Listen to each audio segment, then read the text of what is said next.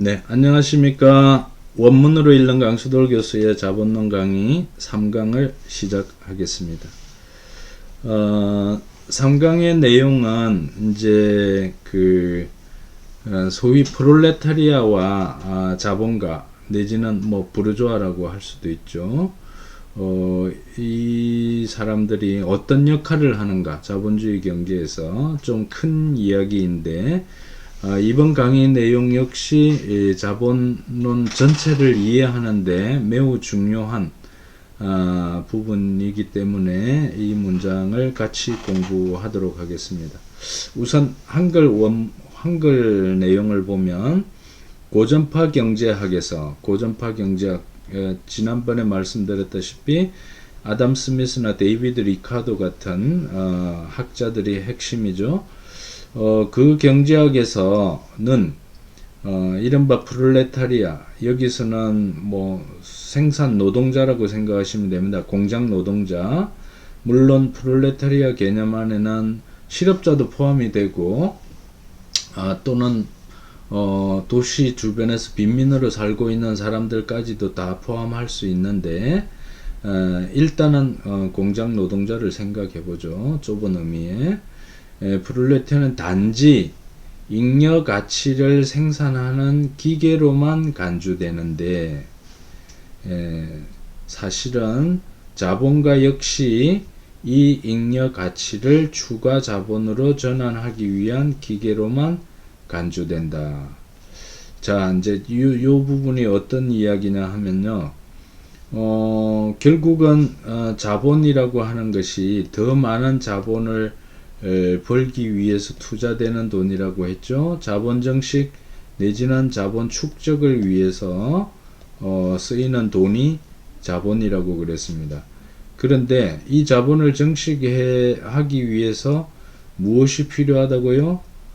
인간 노동이 필요하고, 인간 노동이 필요한데 노동력을 상품으로 구입을 해서 이 노동력의 가치만큼 임금으로 주는 대신에 노동력 가치보다 더 많은 잉여 가치를 생산해야지만 자본이 증식을 할 수 있다.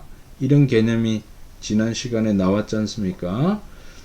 그렇게 볼 적에 이 노동력을 부리지만, 이 노동력이라고 하는 것은 결국은 잉여 가치를 만들어내는 기계 가치, 기계처럼 자동으로 잉여 가치를 만들어내는 그런 역할을 하기 때문에 기계처럼 간주된다, 기계처럼 보인다 라고 하는 거죠.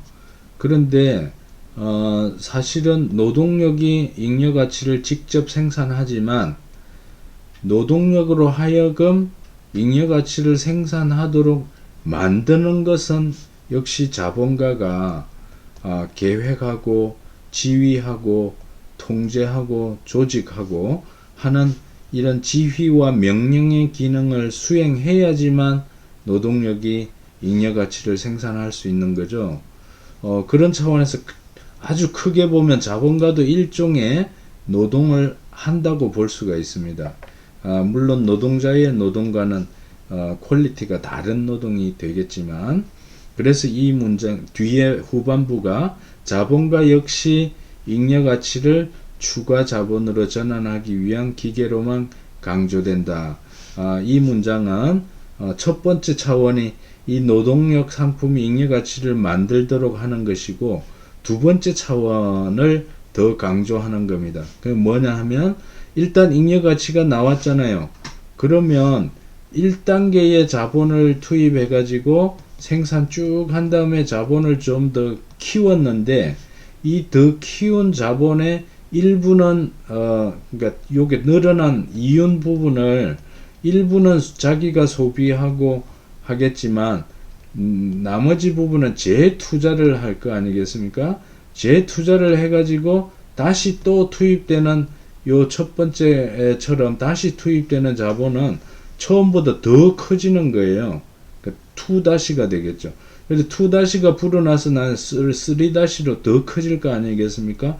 그래서 재투자까지 하는 것, 그러니까 노동력을 부리는 과정뿐만 아니라 재투자까지 작업해가지고 다시 또 자본을 불려내는 그런 기계 같은 역할 하는 것이 자본가이다 라고 하는 설명입니다. 이제 좀 더 이 문장의 의미가 분명해졌겠죠. 원문으로 가보겠습니다. Wenn der klassischen Ökonomie der Proletarier nur als Maschine zur Produktion von Mehrwert gilt ihr aber auch der Kapitalist nur als Maschine zur Verwandlung dieses Mehrwerts in Mehrkapital. 자, 이것은 카피탈 아인스의 첫 번째 책의 621쪽에 나오는 내용이고요. 자, 여기서 이제 제가 설명드린 거는 막스의 시각인데 사실은 그에 가장 가까운 시각조차도 고전적인 주류 경제학, 고전파 경제학, 아담 스미스나 데이비드 리카도 안에서도 이런 식의 내용은 나온다. 그러나 그들이 이제 설명해내는 방식은 막스하고는 좀 다른데 그 단초를 막스는 고전파 경제학에서도 발견할 수 있다고 주장하는 거예요. 사실 따지고 보면요, 많이 아시다시피 또는 많은 사람들이 오해하다시피 노동가치론이라고 하는 것은 막스의 발명품이다라고 알고 있는데 사실은 많은 분이 아시듯이 노동가치론은 아담 스미스나 데이비드 리카도가 이미 이야기를 한 바가 있습니다. 그래서 이제 이 부분을 막스는 노동가치론이 맞다. 결국은 인간 노동이 가치를 만들어낸다. 그러나 자연이 만들어내는 게 아니라는, 자연은 그 자체로 그냥 그대로 있는 거예요. 자연 내지는 우리가 사물, 책상이나 컵과 같은 사물을 가만히 놔두면 지가 가치가 불어나지도 않고 교환 가치가 저절로 생기는 것도 아니에요. 우리가 산에 가서 뭐 산나무를 뜯거나 이럴 때 돈 주고 가지고 오는 게 아니죠. 화폐 가치가 없는 거예요. 그냥 무상으로 얻어지는 겁니다. 그것만큼 우리가 감사해야 되는 거죠. 그런데 일단 경제학적인 관점에서 보면 노동을 통해서 이게 비로소 가치를 가지게 된다. 그러니까 산에 있던 산나물도 우리가 캐오고 운반하고 그 다음에 적절히 씻거나 가공해서 포장해가지고 상품을 만들어야 상품이 되는 거죠. 그래서 이제 비로소 노동에 의해서 가치가 생긴다 이렇게 표현하는 건데, 이런 정도의 의미는 이미 아담 스미스나 리카드가 이야기했다는 거예요. 다만 막스가 이제 노동가치론보다 더 한 걸음 더 나간 것은 두 가지 차원인데, 하나는 추상노동, 결국 그 상품이 화폐 가치를 갖도록, 가격을 갖도록 만드는 것은 인간 추상노동의 측면이다.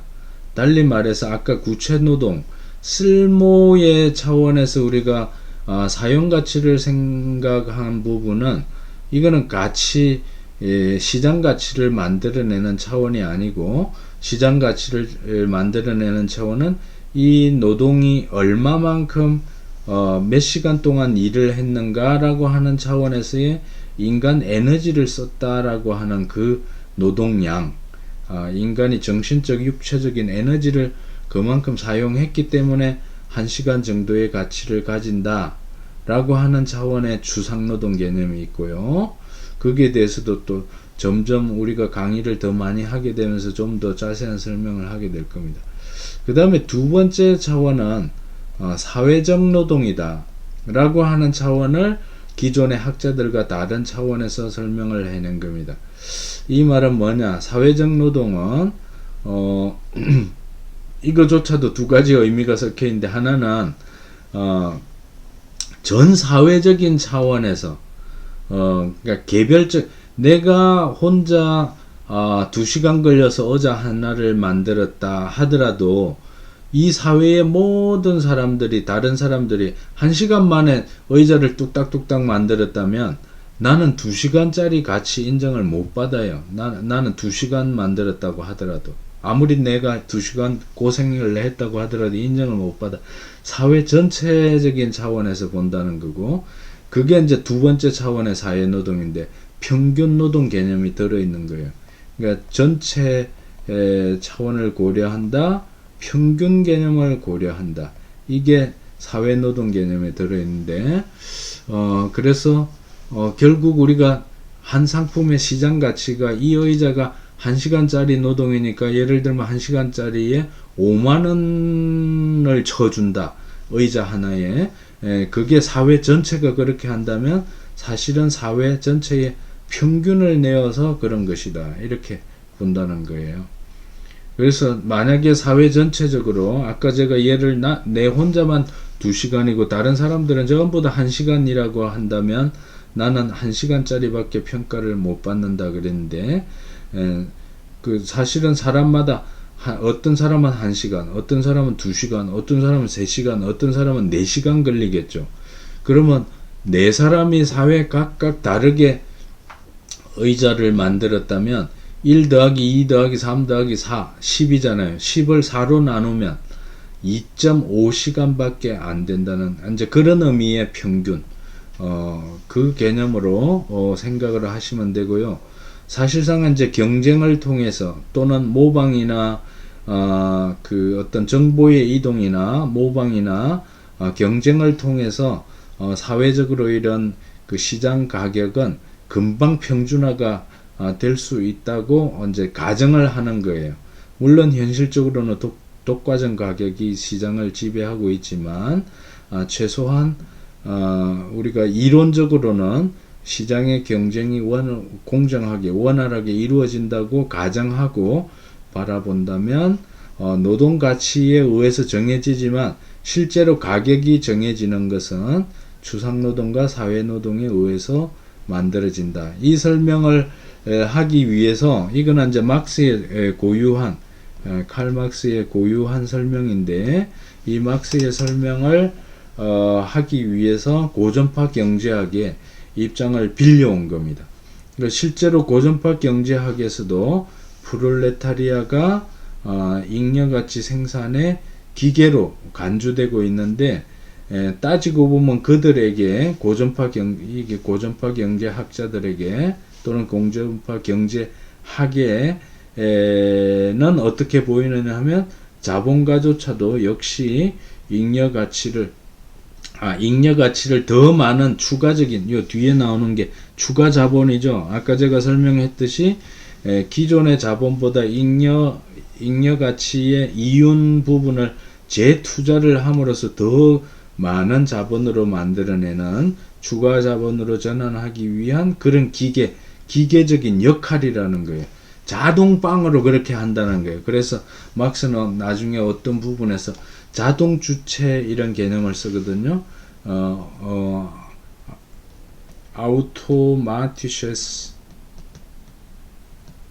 Subjekt 이런 표현을 쓰는데, 자동주체라는 개념이 나오는데, 이 개념은 원래는 사물인데 사물도 마치 사람처럼 움직이는 주체가 된다.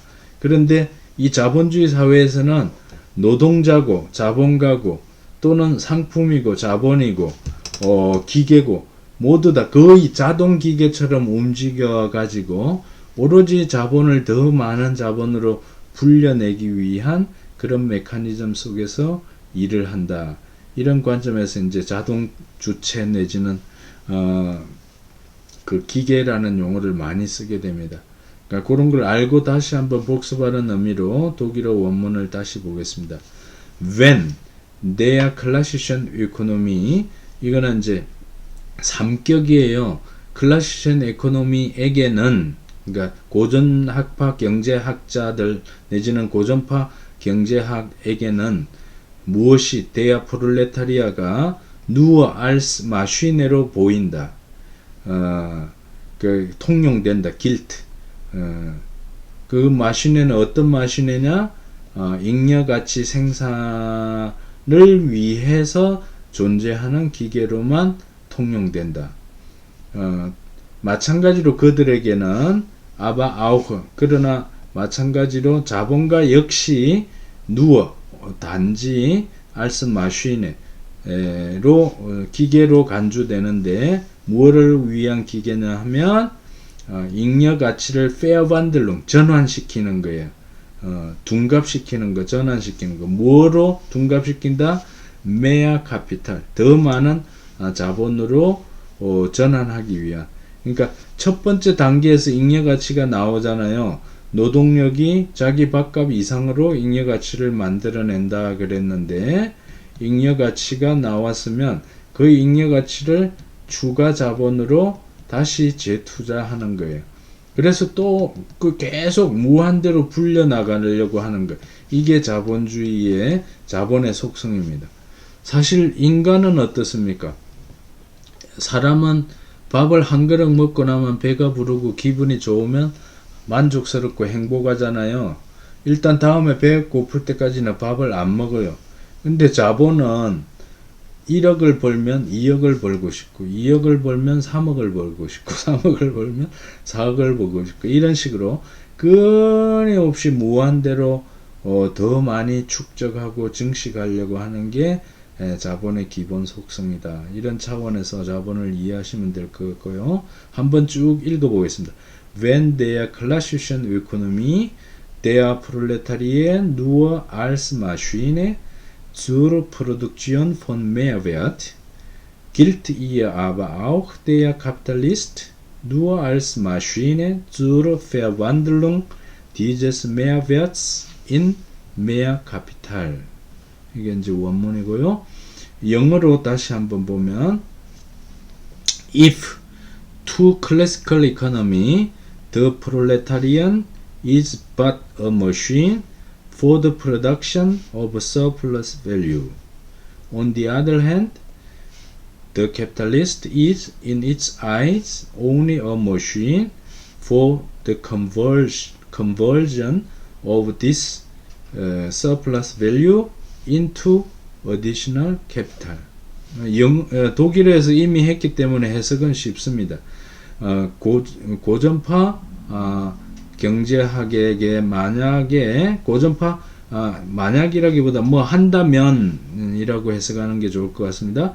프롤레타리아가 단지 뭐를 위한 기계라면 잉여가치 생산을 위한 기계에 불과하다면 반면에 자본가는 in its eyes 고전파 경제학의 눈에 only a machine 기계로 마찬가지로 기계로 보이는 거죠. 뭐를 위한 기계냐? conversion conversion이라고 해야 되겠네요. 이 자음 뒤에는 션으로 발음이 되죠. 이 잉여 가치의 전환 아까 페어반들링이라고 했는데 전환, 변환 로 해석하면 됩니다. 뭘로 바뀐다? additional capital 추가적인 자본으로 잉여 가치를 최소한 일부분을 재투자에 다 써버리면 확대 재생산이 안 되잖아요. 맨날 그 크기로만 재생산될 텐데 잉여 가치를 추가적으로 투자함으로써 더 많은 자본으로 불리는 기계다. 이게 이제 자본 증식을 위해서 노동력도 끊임없이 재투자돼야 되고 재생산돼야 되지만 자본 역시 끊임없이 재투자되어야 된다. 이런 관점에서 자본 증식의 원리를 이해하는데 매우 중요한 개념이고 여기서도 아시다시피 결국 자본은 우리가 밥을 먹는 것처럼 일회성으로 충족되는 게 아니라 끊임없이 증식을 추구하려고 하는 속성을 가지고 있다. 이런 차원에서 이해하시면 되겠습니다. 이렇게 제 상담을 마치겠습니다. 수고하셨습니다.